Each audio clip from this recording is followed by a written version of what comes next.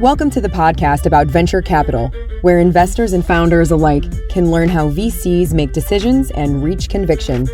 Your host is Nick Moran, and this is The Full Ratchet. Welcome back to TFR for a special installment of Investor Stories. In this segment, the investors tell a story about some of the most odd and unusual situations they've ever encountered as investors. This is the segment called The Strange and Unusual. On today's special segment, we have Erik Torenberg of Village Global. Erik, what's the strangest, most unusual, or most memorable startup pitch you've received? You know, everyone who's building a live video rap battle platform, and there are more people than you would consider, you'd imagine, pitch me. I've moved on from that. I've moved on from music. I'm not, although, some people are building some interesting things. So those are always fun. I think, someone pitched us OnlyFans competitor. And I didn't see it at the time. It's sort of like Cameo. Jeff Lewis calls these things sort of too dumb to fail. I was like, Cameo is never going to work. And lo and behold, it's an enormous company. And OnlyFans, I didn't think that would take off, and I didn't think a competitor would take off. And lo and behold, it's too dumb to fail. Of course, it would take off.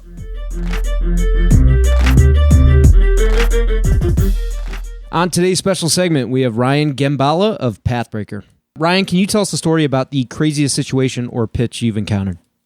Probably the craziest pitch that I've encountered, we ended up investing in. It's a company called Catalog Technologies. And the thesis was that you could take DNA and you could run a computer on it, essentially. And you could use DNA to store data and compute data. And it's a team out of Harvard and MIT synthetic biology labs. They have proven over the past 3 years that this is both economically viable and capable as a compute and storage medium. So they recently stored the entire data set of Wikipedia into DNA. And with DNA, DNA lasts hundreds of thousands of years. It's incredibly small. It can be transported in a vial or on a piece of paper. That was one of the craziest pitches was crazy enough for us to invest. Wow.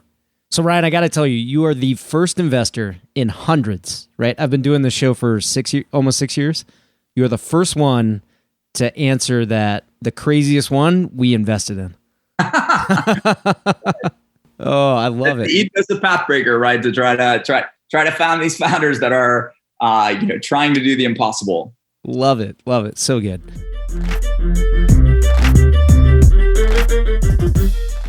On today's special segment, we have Jaclyn Hester of Foundry Group. Jacqueline, what is the strangest, most unusual, or most memorable pitch that you've received? Got some good ones there for you.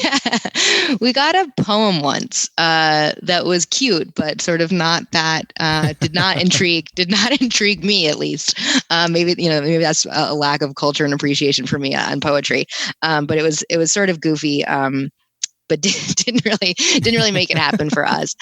One thing I saw recently that is a really strong thing, so I'll not answer your question here, is doing a little video. And I think especially today where people are used to seeing video content, there's a lot of tools out there to record something good. There's so much of a human element in this. If I can watch a 3-minute video even, or 5 minutes of you and your partners talking about what you do, maybe feature a founder, whatever. Like there's just something so much more human about that than sort of looking through a deck and looking through someone's LinkedIn and just trying to understand the messaging without the voiceover. So I think just a little snippet can be interesting. And I definitely saw one fun do it that I liked. I'm realizing now I'm about to get an inbox full of videos, so maybe I'm going to regret this statement. But I think anywhere where you can add a real human element to it, and also just like having done the homework on your audience and what they're looking for, like those things really hit home.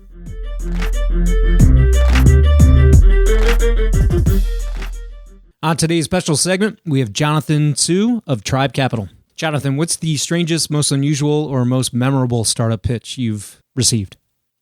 Wow. I honestly, I'm not sure, like the funny thing is that it's no one pitch that really stands out to me. The thing that stands out to me in memory is more that in my first year of seeing pitches, I was so uncalibrated. And that was what it was. It was like, I'd see a pitch and I'd be like, this seems like a reasonable idea, but how do I know if it's reasonable? Is this a top decile idea? I've only seen 5 ideas. Is this normal? Yeah. And I think that there's sort of like, there's kind of maybe 2 types of people who go into investing. There's sort of one category who's like, I have a very strong opinion about what's good and what's bad. And I'm going to go exercise my taste, my palate in my picking. And then there's, my approach has always been much more like, I don't really know. I need to develop it over some time.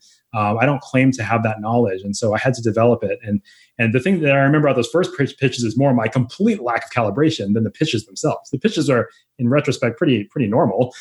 But like my judgments would be all over the place and they would make no sense at all in retrospect. That's funny. How long did it take for you to feel really confident in your ability to assess? I don't know. Maybe ask me in like 5 more years. 10,000 pitches. Very good. More.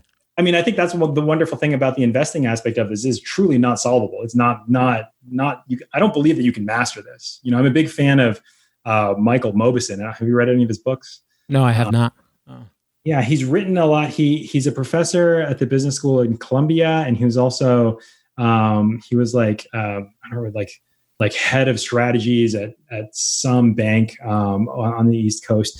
But he wrote a bunch of books around sort of the interplay of luck and skill, and sort of it's a bit academic. Sort of here the right. Yes. Yeah, and so he writes a lot about sports.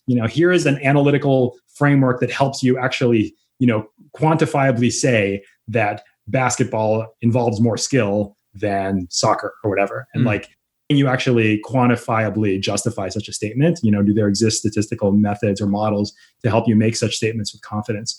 And so he's done a bunch of really interesting work on this. And of course, in his job in finance, he was managing investors. And part of the thing he was trying to figure out was like, how do I think about luck versus skill when I'm assessing the managers or the investors who work for me, right? And in venture, this is like, maybe even more pronounced because the distribution of outcomes is so absurdly wide, right? Luck can wipe you out in ways that you just have no clue. And so, the interplay of luck and skill becomes sort of even more, I think, just really pronounced in venture. And I really just try to focus on developing the skill. And then hopefully if you do that well, the luck will break your way. And I believe that's true, not just as an investor, but also as a founder. That's part of why we look for founders and companies who are doing well at the skill part so that they get enough shots to have luck break their way. Right. As opposed to situations where they aren't even playing skillfully, in which case no amount of luck is really going to save. That will conclude this installment of Investor Stories. If you're enjoying the program and would like to see it continue, take a moment and leave a 5-star review in iTunes. Also, if you'd like updates on new content from TFR, as well as the top 10 VC articles every week, go to fullratchet.net and sign up for the newsletter. Okay, that will wrap things up for today. Until next time, over-prepare, choose carefully, and invest confidently. Thanks for joining me.